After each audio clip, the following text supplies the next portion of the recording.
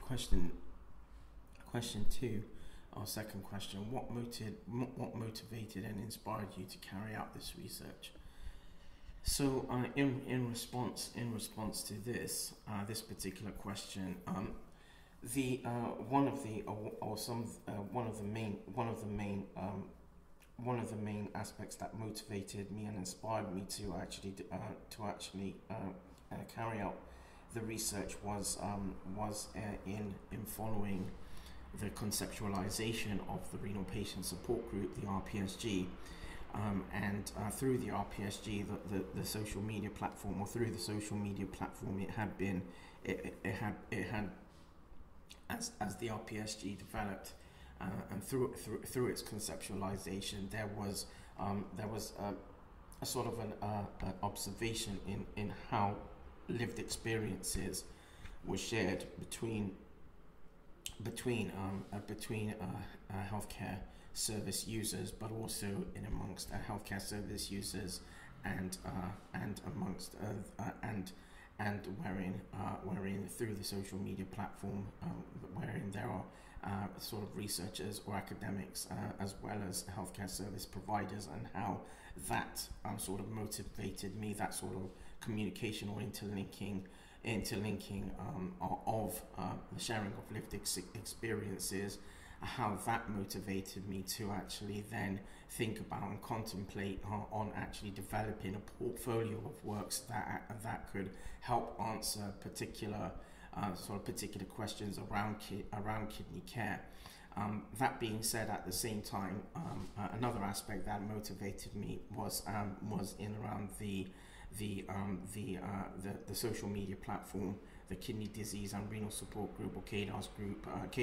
for kids, social media platform, which is the RPSG equivalent, the pediatric or young people RPSG equivalent social media platform. And that platform motivated me to develop works co-develop works between the two social media platforms, so thus to bridge aspects of kidney care services, or highlight aspects in around where there are gaps in around kidney care services for both pediatrics and children and young people services, as well as adult healthcare services. So those aspects were the basis of what motivated me and sort of inspired me, and I wanted to see a sense of contribution to kidney care pertaining to both cohorts, because where there are specialists that look to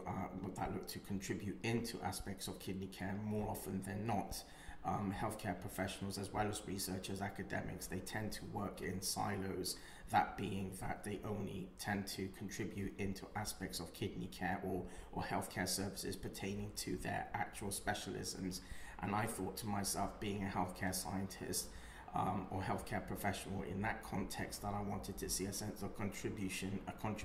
across both cohorts, because in sciences it teaches